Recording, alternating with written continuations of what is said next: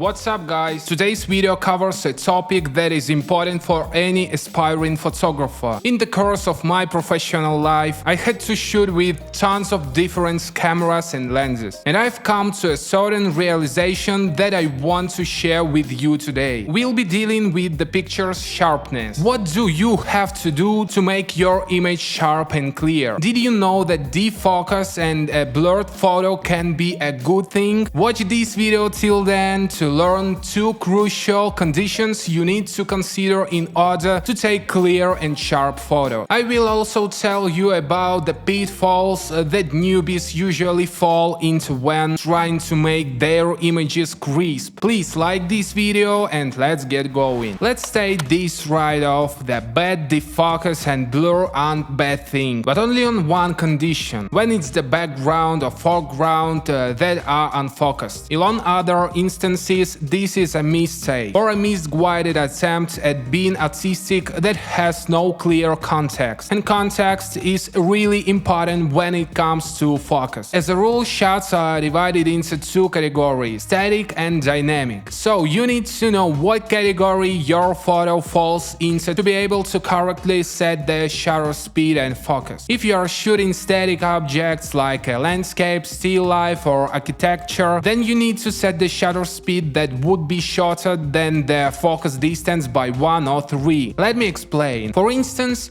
you are shooting a landscape with a 16mm focus distance and 30 points aperture. That means that the shutter speed shouldn't be longer than 1/16 or 1/15 as it is in most cameras. This is the lowest value, but it wouldn't hurt to go lower than that. Another instance: if you are using a 300mm lens, your shutter speed should be 1/900th second. All of this is only a guide, not a strict rule. Just make sure that there is no motion in the frame, that your hands are steady, and that there is no treacherous wind blowing. It would be a good idea to use a tripod, but keep in mind that not all cameras have a sensory stabilization and not all the lenses have an optical one. That's why even the slightest whiff of wind might compromise a long focus lens. Don't attempt to make the aperture narrower. Better open it up and lower the shutter speed. This way no weather conditions will bother you. So what about focusing static shot? The rule is simple. Since the objects in the frame aren't moving, you only need to set the focus manually. Or if you don't know your way around the viewfinder, then opt to using the AFS mode. This way you'll focus on a single point in space. Unfortunately, sometimes even autofocus makes blunder. There might be using little, keeping you from enjoying a perfectly sharp image. Keep your chin up. There is always post-processing. For instance, you can fix sharpness with PhotoWorks. Open your flowed image within the photo editor, switch to the sharpness tab and drag a slider. Keep it subtle so that artifacts don't appear. If you are shooting in high resolution, you can lower this value. This way will lower the detailization but will crank up the sharpness. You can do that in PhotoWorks too. Once you increase the sharpness of your photo,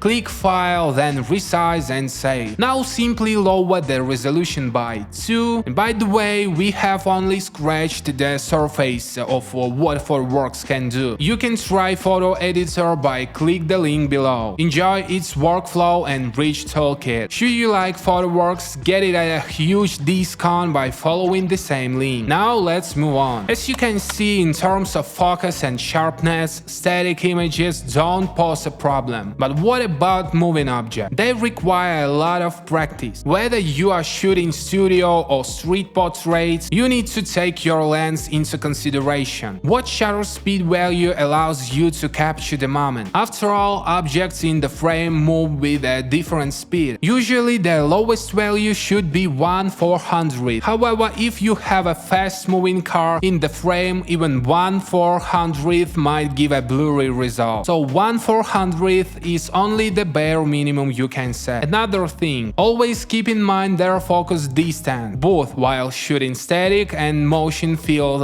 picture. For instance, you are shooting a game of soccer. Chances are you'll be using 500mm or an even bigger lens. This means the objects in the frame will be way too big, which will bring too much motion in the picture. In this case, a 1/400th shutter speed won't be the best solution. 1/1000th would be a more fitting value. This shutter speed is high enough to withstand an abundance of movement in the frame and can provide a clear photo. But what about the focus? There are several ways you can go. First off, you can opt for using AFC, also known as continuous autofocus. This mode will allow your camera to pick one point in space and always follow it. Most modern cameras have the eye focus mode. This is really convenient, especially if you shoot portraits in motion or prefer street photography. Another options in the face focus. This time the camera searches for the face. The ideas are similar, but there are some major differences that we'll discuss later. Now let's zoom up what we've learned so far. There are 4 things you should always take into consideration. Do you have a static or moving object in the frame? The answer to this question will dictate the right settings for shutter speed and focus. But there are still some issues that can confuse you, especially if you are a beginner. One of those issues is your own equipment. In case you thought that the lenses that came with your camera went enough, chances are you've searched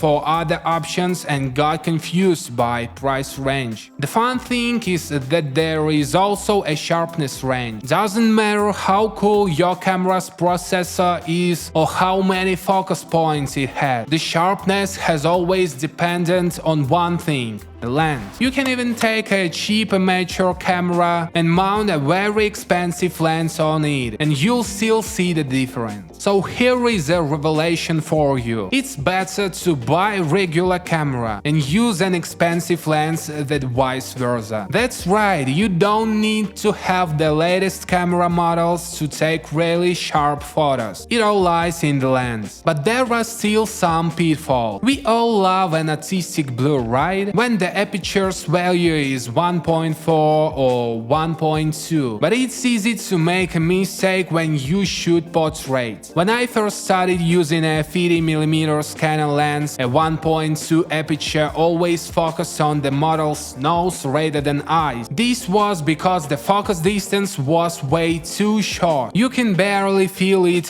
through the viewfinder, especially if you have little experience with this equipment. Now let's go back to the eye and face focusing. When you shoot portraits with 1.8, 1.4 and 1.2 aperture, focus on the eyes rather than the whole face. I don't think that this needs an explanation. Besides, there is no need to crank up the aperture. Open it just a bit. This way you'll have a more flexible focus, but the picture will still be sharp. We've talked a lot about the shutter speed and aperture, but we can't forget about ISO, or your image sensor sensitivity. Here is my advice to you. First, you need to master the shutter speed and aperture. When you finally do, use ISO to improve on those settings. This way, once you have excellent results in dark conditions, you can either add some more brightness to your images or instead lower it even further. However, many photographers struggle with digital noise that creeps into images when ISO is too high, especially in more expensive cameras. I had to deal with the noise, a lot to the point where I couldn't take it any longer. Then I learned to get rid of the noise in post-production. You can do it in PhotoWorks. Just open a blurry image in it, switch to the Tools tab, and pick the noise reduction instrument. Experiment with the settings until you like the result. Granted, you might not be able to remove the noise completely, but at least the object of the image will be in focus, and it is a lot. To wrap up, I want to tell you about another pitfall that beginner photographers don't know about. It is your own vision. People don't usually have the same vision, which is fine. If you are shooting using a mirror camera and only watching LCD screen, it might not not be a problem. But if you use the viewfinder, it's a different story. Perhaps some of you don't know about the necessary to adjust the viewfinder. The easiest way to do that is to mount your camera on a tripod, focus on a static object, and turn a little wheel by the viewfinder until you see a perfect focus. Doesn't seem to be a big thing, but I once gave my camera to a friend who accidentally twisted that wheel. I ended up with a bunch of blurred photos until I realized that something was off. So be careful when it comes to the viewfinder. That's it for today. I hope this video was useful. If so, please give it a thumbs up. This will promote our channel on YouTube. Thanks for watching. Hope to see you next time.